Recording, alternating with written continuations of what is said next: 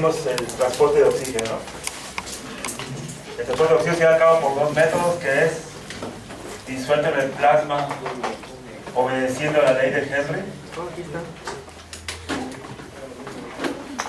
Y eso es aproximadamente el 1.5% del transporte. Y la otra es ligado a la hemoglobina, responsable del 98.5% del transporte. Lo que vamos a ver hoy es cómo transporta el dióxido de carbono y vamos a ver unos conceptos sobre oxigenación hiperbárica, porque ya me dijeron que sí pueden ir el 7 de mayo, más que de 1 a 3 creo que tiene conflictos la doctora. ¿Ustedes pueden de 12 a 2? Sí. Sí, es con usted. La clase es de 1 a 3, ¿eh? Sí, pero de 12 a 1 son las, bueno, de 12 a 1 son las asesorías, pero no cuentan. ¿Con quién? ¿De qué son? ¿Electro? De Vecto. Electro. ¿Pueden contar? Sí. ¿Por qué no? Entonces de 12 a 2, entonces queda. Si pueden faltar, que fuera clase. Si no falte, pues ya. Pues el miércoles va a ser en la zona Río. ¿Nuestra plaza financiera? Plaza Financiera. Frente a Soriana.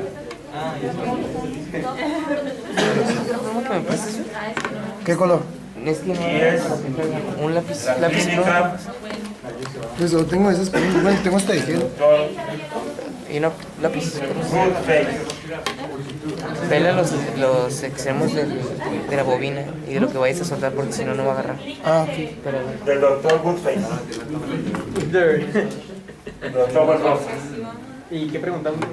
Y ahí, a un leto de la clínica, hay un salón de clases y los va a atender la doctora Vanessa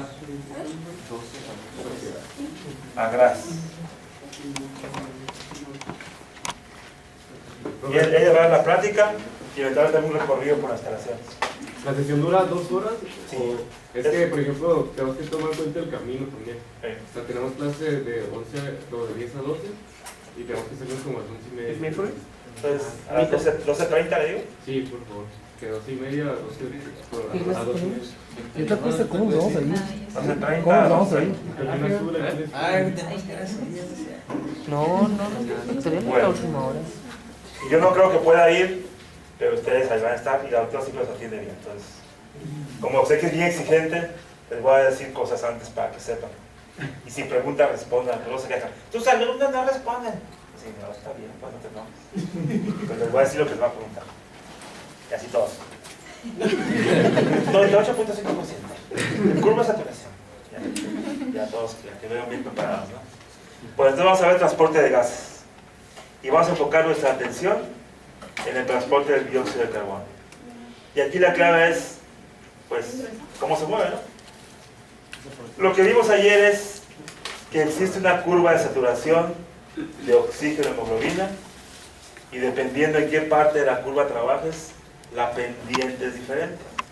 Y la pendiente significa que mismos decrementos en presión parcial podían producir grandes decrementos en la capacidad de transporte de la hemoglobina.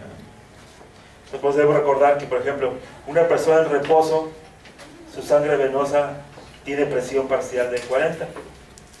¿Qué creen que le pasa a la presión parcial de oxígeno a una persona que está haciendo actividad física intensa? Va a bajar, ¿no? La presión parcial de oxígeno en su sangre venosa va a bajar. ¿Por qué va a bajar? Porque los músculos se están contrayendo y la contracción muscular requiere oxígeno, energía. Pero normalmente lo que pasa es que la persona que hace ejercicio intenso, su presión parcial puede bajar hasta 20. Eso significa que su saturación baja hasta 35. O sea que en lugar de tener 3 moléculas de oxígeno unidas, tiene casi entre 1 y 2. Entonces libera más oxígeno. ¿Por qué libera más oxígeno? Porque los músculos están pidiendo más oxigenación. Sí. Entonces ahí viene que cuando una persona hace ejercicio se hincha porque necesita bombear más rápido porque el oxígeno ¿Tú has dicho? ¿no? Bueno, ¿Sí, se ¿Tú siente. lo viste? No, por ¿Cómo lo ejemplo, viste? cuando hacen ejercicio con pesas o algo así, el cuerpo tiende a, como, a inflamarse, no sé. Ah, pero eso después, no es el momento del ejercicio. Yo me refería a que si eso es provocado No, por no, cuando no. no hay oxígeno. No, la hipertrofia que tienes muscular es causada por microlesiones. Cuando estás haciendo pesa, lo que estás haciendo es estás desgarrando músculos. Y el músculo desgarrado se repara y el cuerpo lo que hace es que pone más artrones en paralelo. Es por eso hipertrofia. Pero eso es en plazo de semanas o meses. No ocurre durante el ejercicio. Y cuando tomas un preentreno, se supone que la sangre se ¿Qué es eso? ¿Qué está entre? No sé qué sea. Bueno, es que no sé qué exactamente qué Óxido nítrico. óxido nítrico. Algo así. El óxido nítrico se va a volatilizar en la sangre. Sigue hablando. ¿Cómo que esto entreno?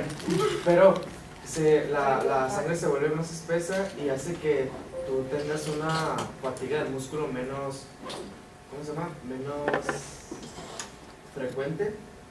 ¿Quién te dijo eso? Es que, digamos, yo lo he tomado. Pero ¿quién te dijo que el mecanismo de acción?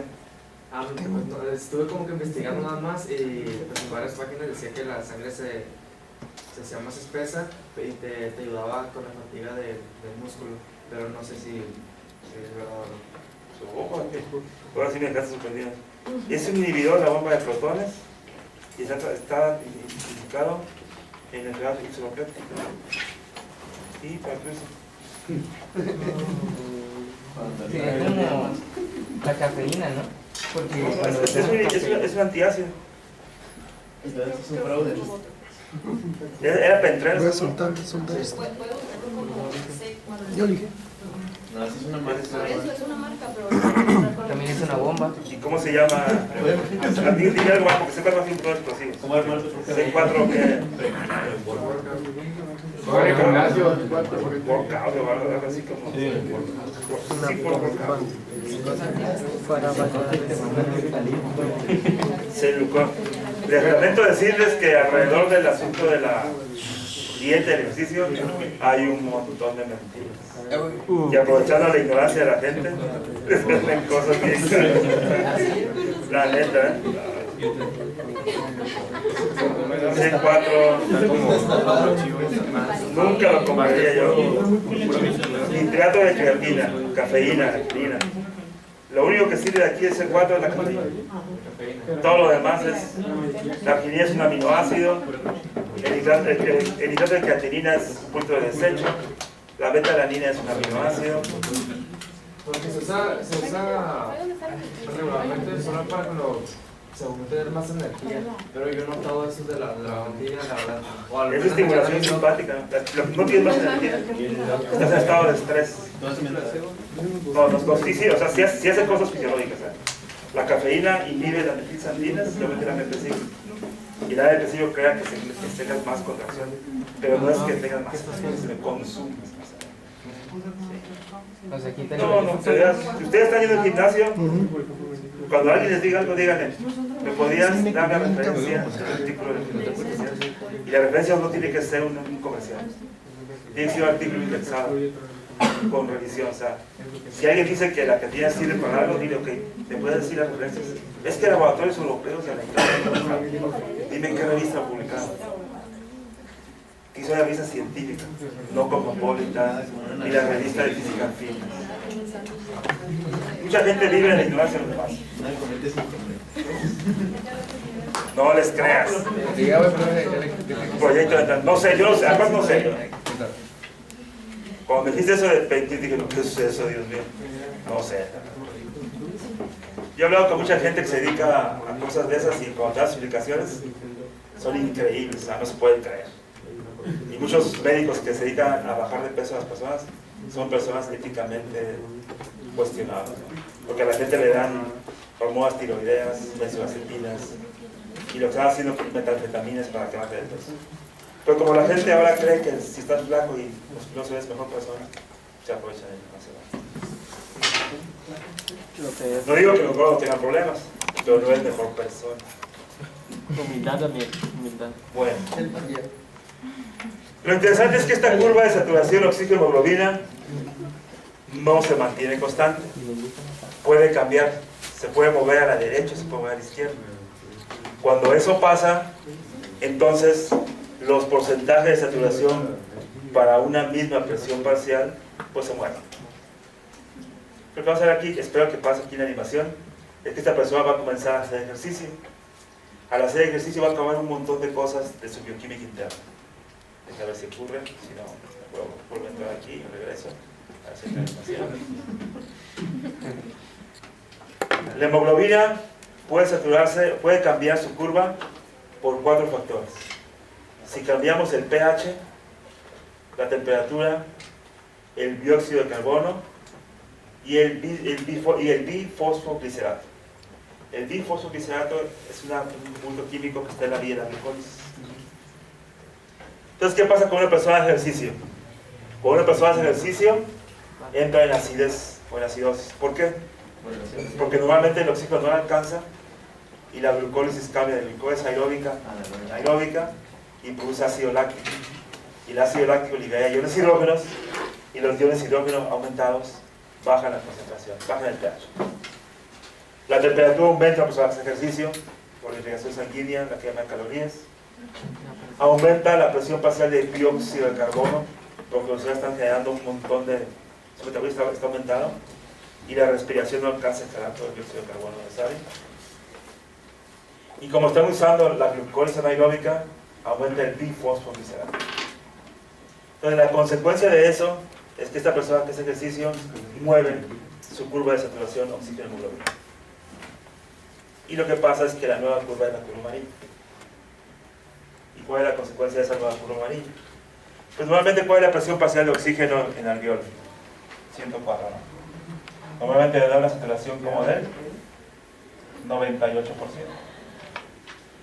O sea, el pulmón y las arterias no hay problema. Porque esta nueva curva, en lugar de darte 98, te da 94, 93. Pero acá, donde tenemos aquí el músculo haciendo gran trabajo, en un músculo haciendo mucho trabajo, la presión parcial baja hasta 20 litros de mercurio. Y normalmente tenías 35 de saturación, pero ahora tienes 25. Pero lo que pasa es que, debido a que el músculo está demandando más oxígeno, la hemoglobina suelta más oxígeno. Eso quiere decir que suelta más oxígeno. Entonces está bien, porque el movimiento de esta curva hacia acá, pues acá arriba causa un problema arterial no muy severo, y lo bueno es que el drenado venoso hace que se suelte más oxígeno de la circulación venosa, que suelte más oxígeno hacia los músculos. Y está bien, porque requiere más. Es una respuesta fisiológica, es lo que nuestro cuerpo hace cuando hacemos ejercicio. Y lo que hace es mover la curva de saturación hacia la derecha. Es como si esta curva que está así, la movíamos con toda escala así. Queda como tal. Ahora, esto puede cambiarse cuando mueves todos los parámetros que dije, o todos juntos, ¿no? O sea, el pH, la temperatura, el CO2 y el bifosfoglicerato hacen eso. Los 4 juntos mueven un poquito más las cosas. Bueno. Lo contrario pasa cuando se somete a condiciones inversas. Si en lugar de tener aumento de la temperatura, tienes disminución de la temperatura. Si en lugar de tener acidosis, tienes alcalosis. Si en lugar de que aumente el fosfoglicerato, lo bajas. O si bajas el PCO2, entonces la gráfica se mueve al revés. En lugar de irse a la derecha, se va a la izquierda. La gráfica se desplaza a la izquierda. Y al desplazarse a la izquierda, cambia las condiciones. Y entonces, acá arriba no hay ninguna consecuencia. A 100 mililitros de mercurio en ambas gráficas tenemos 98% de activación oxígeno. Pero a 20, la nueva curva es que tiene más afinidad, no suelta el oxígeno. Entonces la hemoglobina va cargada con oxígenos, y aunque los músculos del DNA van a dar un poquito de oxígeno por más fácil, no lo voy a soltar. Su afinidad aumentó de 35 o de 30 a casi 40%. O creo que más, ¿verdad? Aquí en 20. Estamos en 20, nuevamente a 35 y ahora va a estar arribita del 40. Como 45, 43. Y no tiene consecuencias porque ya no está soltando el oxígeno que requiere. Entonces, por eso nuestro cuerpo mantiene muy regulado el pH. Tenemos un sistema que nos protege para que el pH siempre esté. El pH normal de un humano es entre 7.35 y 7.45. O sea, 7.4 más menos 0.05. Es el pH. Si el pH es menor de 7.35, el paciente está en ácido. Si el pH es mayor de 7.45, está en alcalosis. Y esto es peligroso, porque aparte de que cambia el comportamiento de las proteínas, también cambia la curva de saturación de hemoglobina. Y la alcalosis es particularmente peligrosa porque la hemoglobina deja de funcionar, porque deja de liberar el oxígeno. La función del oxígeno es transportar y liberar. Y resulta que cuando llega a la circulación y va a liberar, se queda con oxígeno.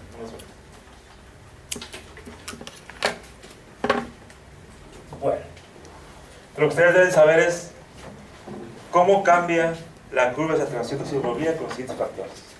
Es pregunta de examen. La pregunta de examen es: describe los cambios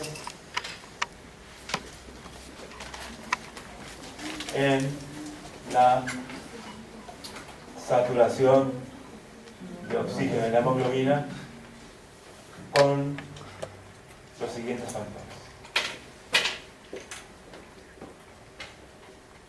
Y los factores son: ¿qué pasa cuando cambia el pH? ¿Qué pasa cuando cambia la temperatura? Cuando cambia la presión parcial de CO2 y cuando cambia el 2, bifosfoglicerato. Y nada más acuérdense del ejercicio. ¿Qué hace el ejercicio? Si yo me pongo, si hago ejercicio, voy a poner aquí en rojo, el ejercicio físico, ¿qué hace con el pH? Lo baja, lo hace más ácido. ¿Qué hace con la temperatura? Aumenta. ¿Qué hace con la presión parcial de CO2? Aumenta. Con el 2,3 bifosfoglicerato. No, los tres son Y todo esto lo que hace es que mueve ¿hacia dónde? ¿Hacia la izquierda o hacia la derecha? Izquierda. derecha. No, derecha, primero derecha. La comprime. Hacia la derecha. Ajá. No, no la comprime, ahora mueve así. Mueve la curva. Y la implicación de esto es que libera más fácilmente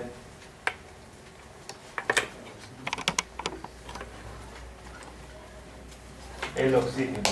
Y eso está muy bien, ¿no? Porque su cuerpo requiere más oxígeno. Entonces, esto lo pueden graficar y decir, ¿sabes qué? Lo que pasa es esto. La curva normal es esta.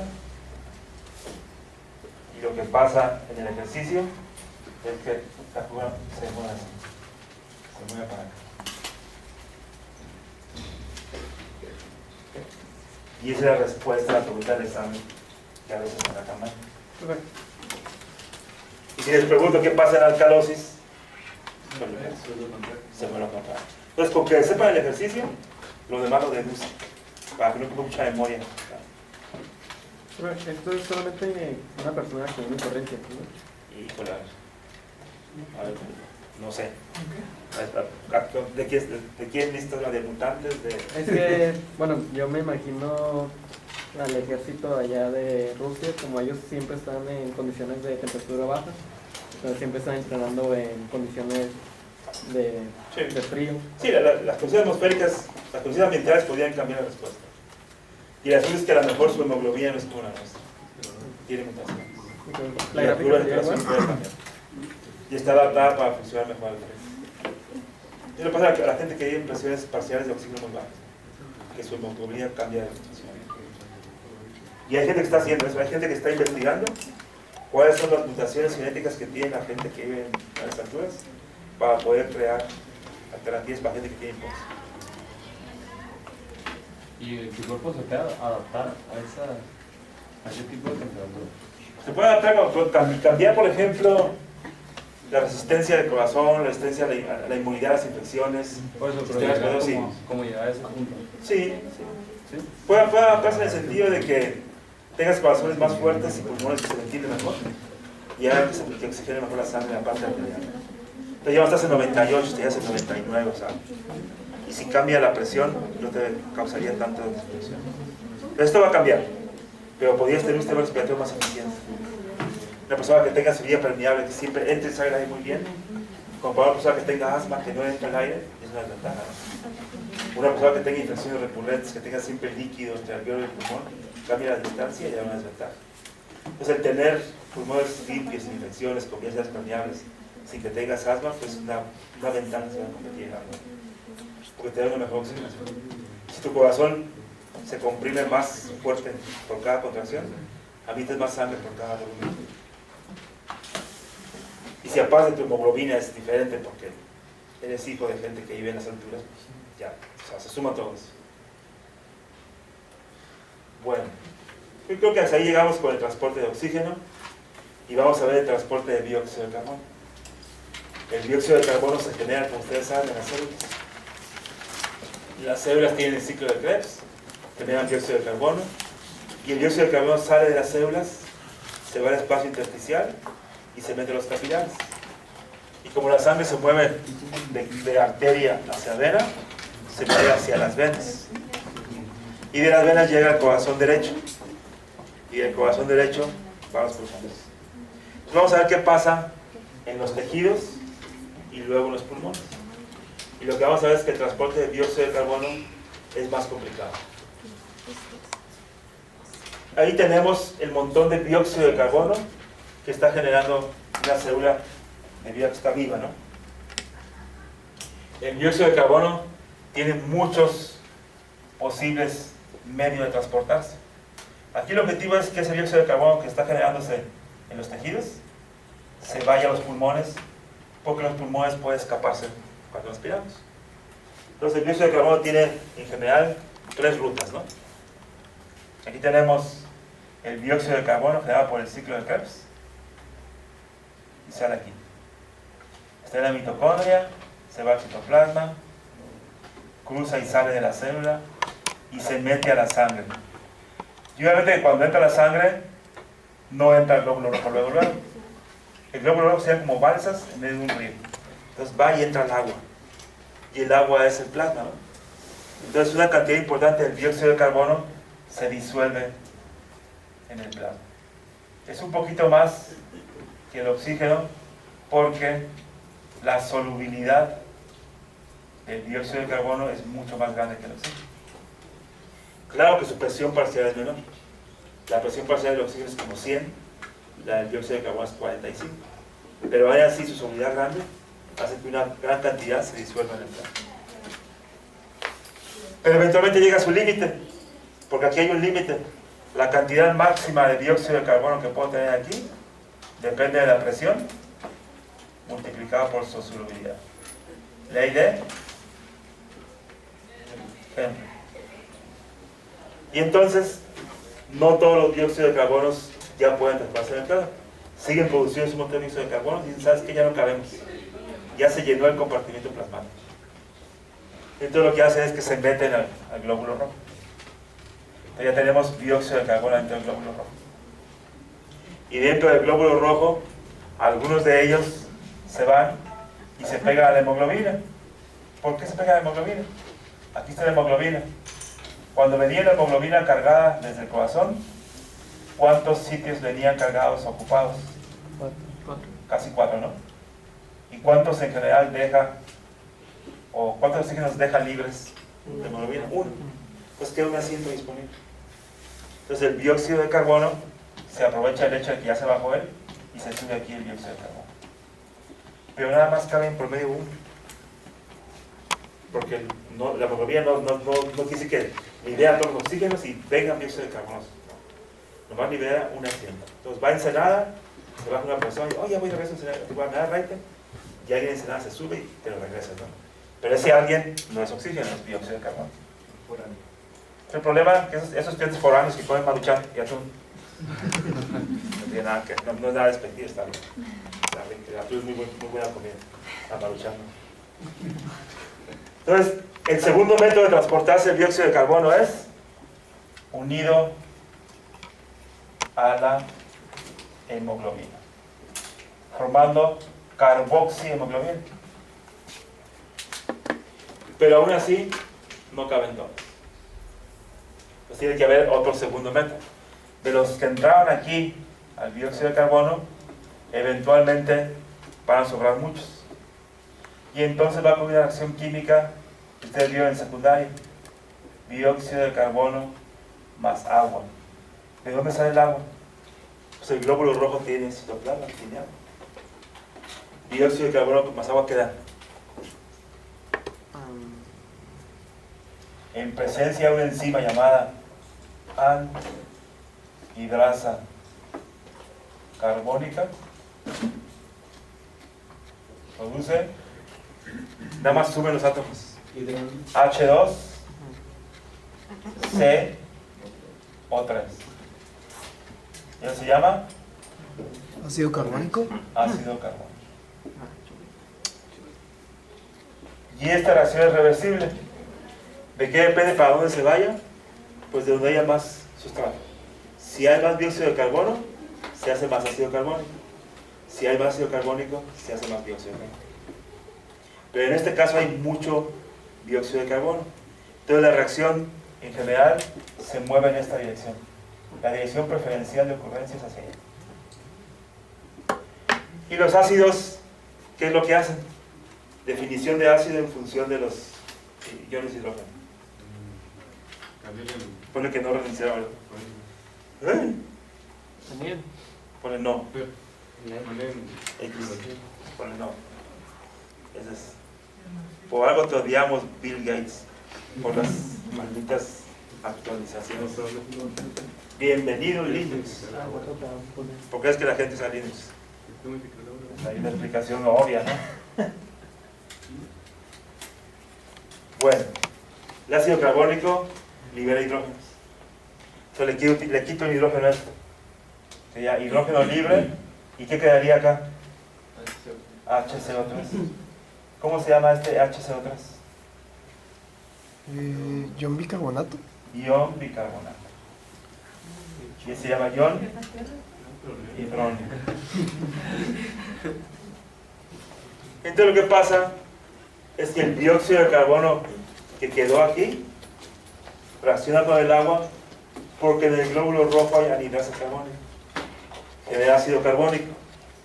El ácido carbónico se ioniza de manera espontánea y lo hace en esta dirección. Y entonces genera gran cantidad de hidrógenos libres y bicarbonato. Y el problema de los hidrógenos libres, ¿cuál va a ser? Que si yo aumento la concentración de iones hidrógeno, ¿qué le pasa al pH?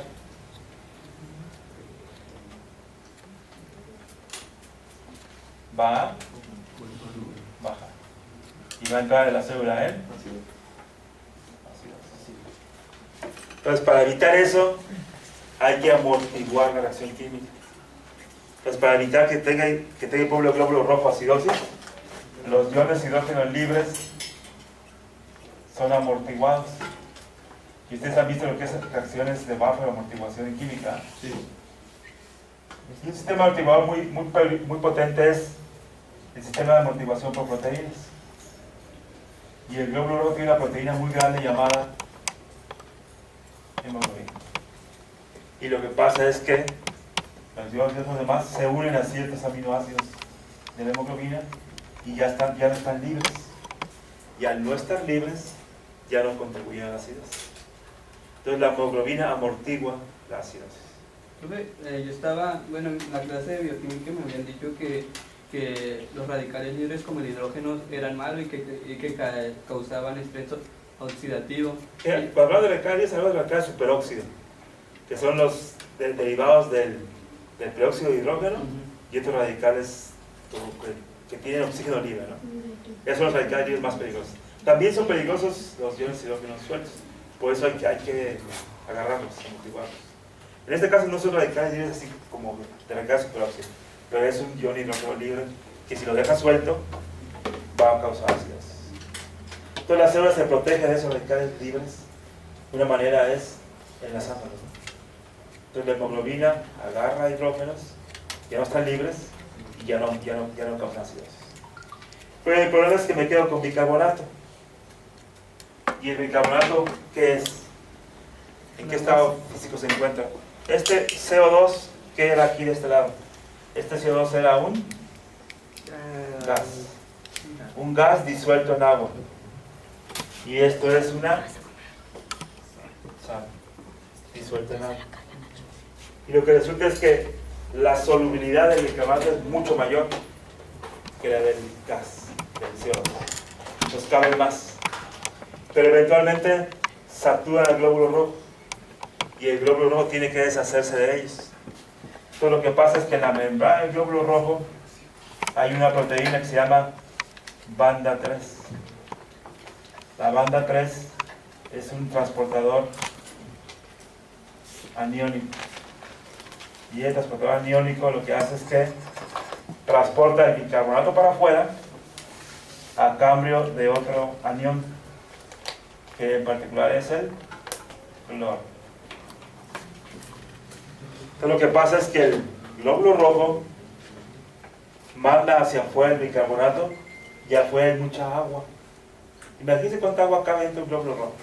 Bien poquito. ¿Cuánta agua tiene la sangre? Sí, el 50% de esa sangre es agua. Tenemos 5 litros de sangre. Tenemos 2,5 litros para disolver el bicarbonato. Es un espacio muy grande. Pero lo que pasa es que lo que hace nuestro cuerpo es que el CO2, como no lo puede transportar en forma gaseosa, lo convierte en una sal que disuelve en el plasma. Entonces, del tejido hacia el pulmón, el CO2 no lo vas a encontrar porque está disfrazado en forma de bicarbonato, disuelto en el plasma. Y eso está bien complejo.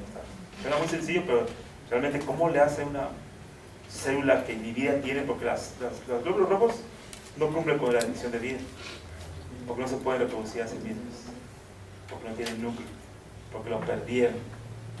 Entonces, células como tales no son fantasmas celulares. Bueno, pues todo eso que dije ahorita, pues requiere que lo metabolicen. Vamos a hacer una caricatura para poderlo explicar mejor. Profe, antes de avanzar dijo que era más, ¿quién era más denso, el bicarbonato o el...? No habla de densidad. Algo dijo de... Solubilidad. Ah, solubilidad. El bicarbonato es más soluble que el dióxido de carbono.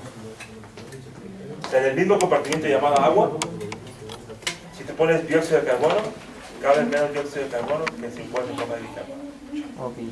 Se agarra bicarbonato, sal de uvas picor. Revuélvelo en agua, lo puedes disolver un montón, hasta que se necesita. O sea, caben gramos y gramos de bicarbonato disueltos en agua. Pero ponle gas CO2 al agua y va a empezar a burbujear. No va a poder mantenerse el CO2 disuelto en agua. ¿Qué es lo que usan, por ejemplo, los deportistas de alto rendimiento? Lo mezclan con agua y es como... Yo he escuchado que rinden más porque les quita el dolor en las piernas, que son dolores No de es bicarbonato. o es bicarbonato de sodio. No creo. ¿No? Consigue los nombres correctos. Por raro me toca el deporte, no sé. No sé. Creo que me digan los nombres. Cuando les diga a alguien algo, a ver, ¿cómo se llama? Deja apuntar. Y dile, ¿cómo sabes que es verdad? Es que me dijo mi entrenador. ¿Y tu entrenador es científico? ¿Es médico? No, pero está bien calilla el vato. No, pero ¿qué tanto sabe? Yo tenía entendido que cuando, bueno, no sé si sea verdad, cuando hacemos ejercicios que se produce más acidez, ¿no? Sí. Y que era como, ahorita estoy viendo que sería como la sal para hacer una base y que se neutralizara la reacción. No sé si tiene sentido. No. ¿No? Porque si haces eso, como tú harías que el pH aumentara. Okay. Si tú eres una persona que está haciendo ejercicio de gas bicarbonato, vas a hacer que esto aumente. Ajá. Si esto aumente, la curva se va a ir a la derecha. Si se va a la derecha, no va a soltar eso. Es muy peligroso, ¿eh? Eso pasó en la medicina en los 80. Cuando una persona caía en paro cardiorrespiratorio, le daban RCP y le trataban de reanimarlo, ¿no? Y después se dieron cuenta que ese paciente, si tomaba una muestra de sangre, tenía acidosis. Tenía pH de 7.9, digo, 7.2, 7.2, estaba muy ácido. Le dijo, ¿sabes qué? Hay que inyectarles bicarbonato. Entonces los médicos comenzaron a usar bicarbonato. Y a un paciente en paro le ponían bicarbonato. Pero el problema que hacían hacer eso es que el pH se volvía a ser normalizado, pero a expensas de que la curva de saturación de oxígeno-hemoglobina se movía a la derecha. Entonces lo que necesitaba ese paciente es que su cerebro fuera oxigenado. llegaba sangre, pero no soltaba el oxígeno. Entonces, si hacen eso en el deporte, es una paradoja fisiológica, ¿no? Porque está hablando nada más del pH, pero el pH no es una variable. El pH regula múltiples cosas más, entre ellas la presión oxígeno. La actitud de todo ingeniero es: no te creo nada. Si alguien te dice algo, I don't believe it. Pero es que es algo bien curado, yo te lo recomiendo. Yo te lo recomiendo, es un juicio. Dime los datos que te hicieron decir, yo te lo recomiendo. Y la gente te va a dar sus opiniones. No te va a decir los hechos, ni las evidencias. Entonces, cualquier gente que te diga, no solo de ejercicio, de cualquier cosa, esto te sirve para esto. Pregúntale nomás la fase. ¿Cómo sabes que lo que me dices es verdad? O más elegante, ¿cuáles son tus evidencias? Y cuando digas eso, te vas a ganar enemigos para toda tu vida. Bien, cariño. Yo he trabajado en muchos lugares y cuando me han corrido en mis trabajos, es porque he dicho la palabra, ¿cuáles son tus evidencias? 2 semanas después ya no trabajo. Porque se los digo a los directores, a los jefes de empresas que quieren tomar una decisión. Vamos a hacer esto. ¿Por qué quieres hacer esto? ¿En base a qué evidencias? A mí se me ocurrió que repartir cobijas era bueno. No, pero ¿cuál es el impacto que va a tener? ¿Cómo sabes que repartir cobijas es mejor que la consulta médica que otra cosa? Y cuando los cuestionas en público, estás en problemas. Si a un maestro que no está acostumbrado a decir no sé, le pones en público algo y no sabe, te va a odiar. Como no. Ese desgraciado me exhibió ante los demás. Hizo que los demás se pidan que no sé. Y cuando una persona está para aquí enfrente, su principal miedo es que los demás sepan que no saben. Tenemos el problema mental, todos estamos aquí en la clase. Queremos creernos superiores a los demás. Yo soy más que ustedes.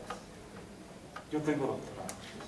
La verdad es que sabes bien poquito las cosas, ¿no? Y cuando te preguntan todas y no las sabes, te sientes avergonzado y culpable. ¿Crees que no sabes mal? No sé. Está fácil como decir no sé. Entonces no les creas, sí. A nadie que tenga cualquier no les creas. Pero si haces eso, estás en problemas, ¿no? Tus relaciones humanas serán muy malas. Sabrás que no tienes amigos, ¿sí? Usas la palabra, ¿cuáles son tus evidencias? Oigo. Entonces el pH, ¿ustedes tienen miedo? ¿De qué? De no saber. No, que es lo que me motiva a estar aquí. Yo soy como estudiante eterno, siempre estoy en la actitud de querer aprender. Yo quiero aprender. Y sé algunas cosas, pero las cosas que no sé son mucho más. Y no tengo ningún problema con eso porque yo quiero aprender. No quiero saber. Bueno. Aunque todos los humanos tenemos una reacción intrínseca de que a veces te gana el hígado, ¿no? Bueno. Entonces todo eso que está aquí... Es que ahorita dijo que si el pH aumenta, la gráfica se mueve hacia la derecha. A la izquierda. A la izquierda, ¿no? A la izquierda. Sí. Okay. Sí, si el pH aumenta, se mueve a la izquierda. Bueno. Entonces, ¿qué estamos viendo aquí? Estamos viendo que el dióxido de carbono como tal es un gas que cuando se mueve, tiene que moverse con 3 diferentes métodos de transporte. Número 1. Se mueve disuelto en el plasma.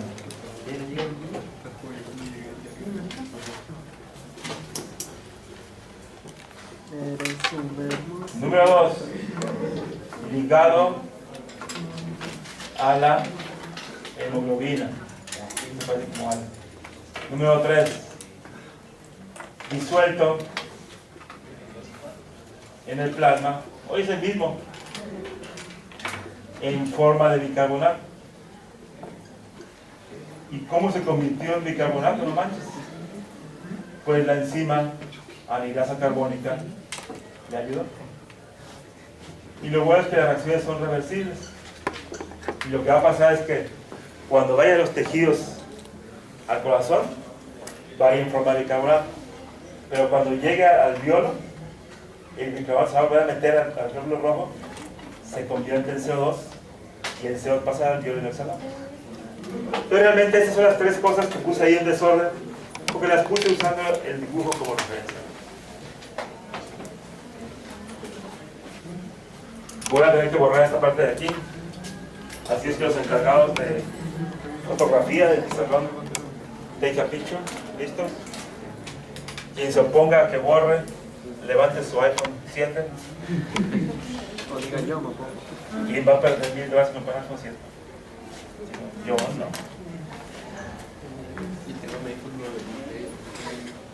Mi cuadro.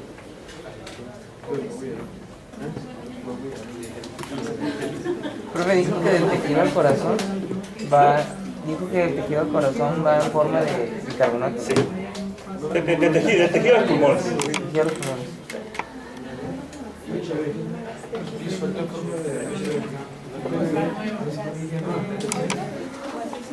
Bueno. Entonces está viendo reacción química. Dice, hemoglobina más CO2 da HbCO2. Y esto se llama carbaminohemoglobina. Y ese es el transporte ligado de hemoglobina.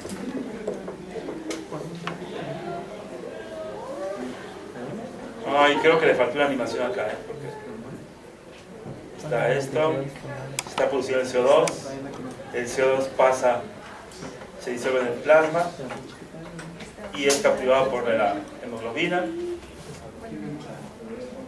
está. Y eventualmente, se explica ahí, sigue.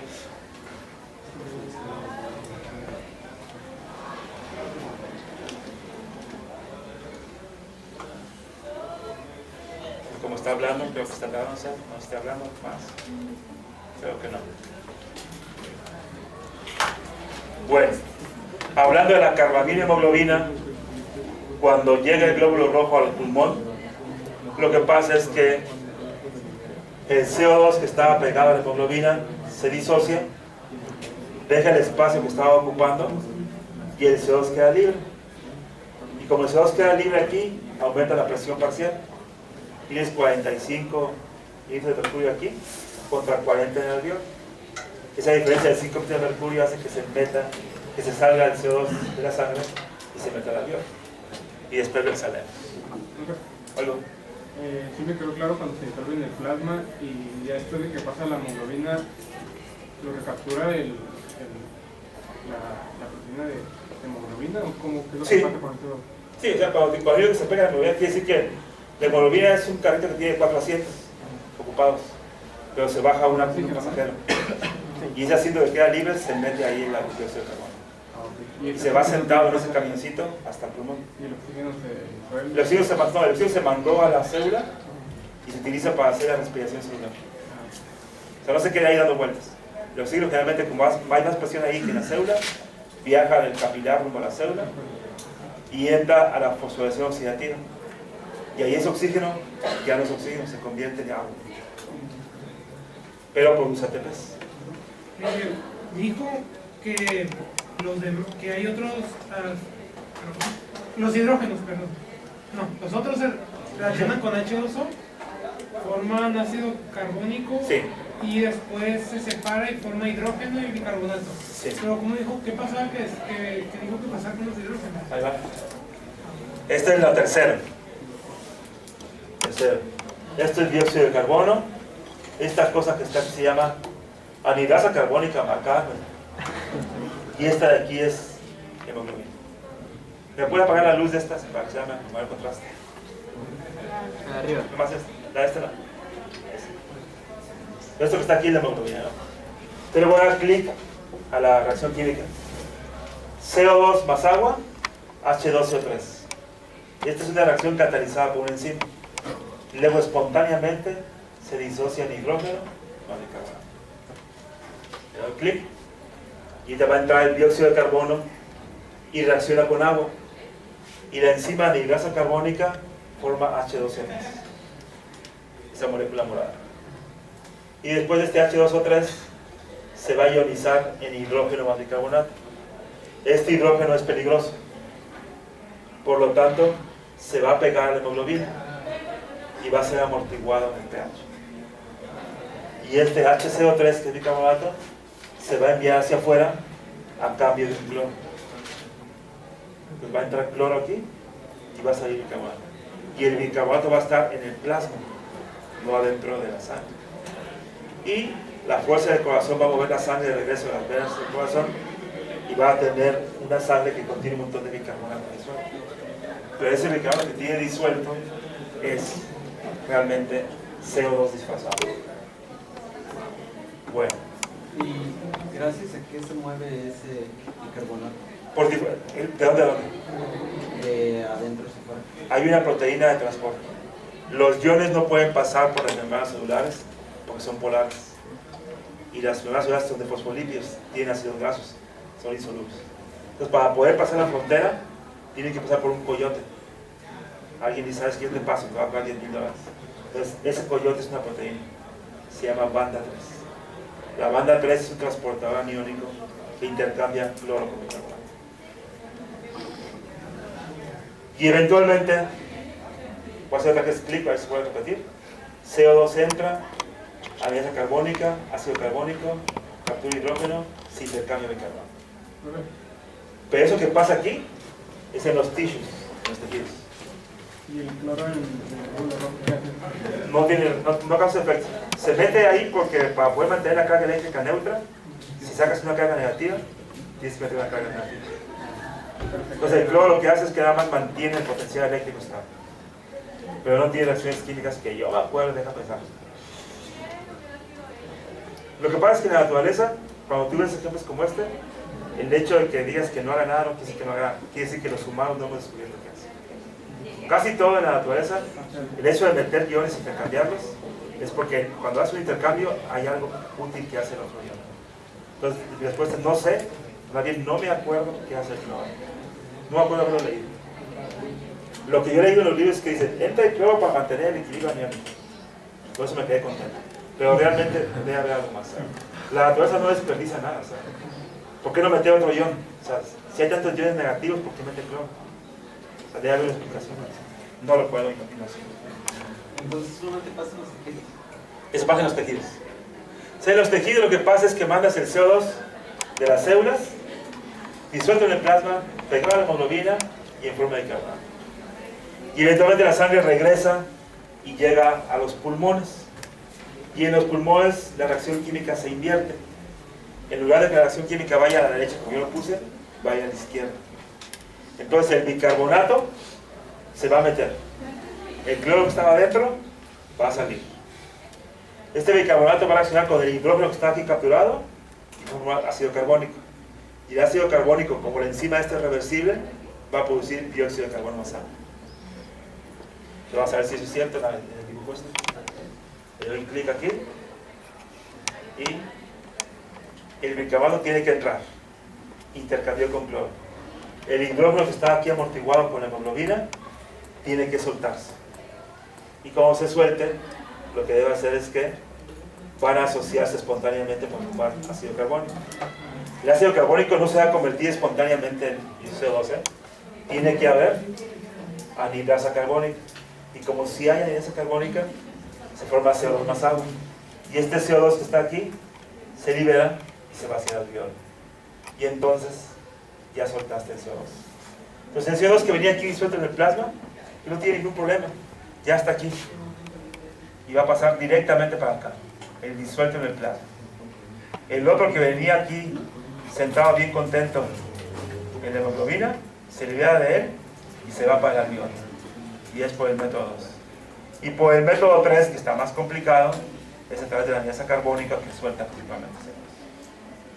Entonces el resultado neto es que el CO2 que había sido capturado por los 3 métodos se suelta.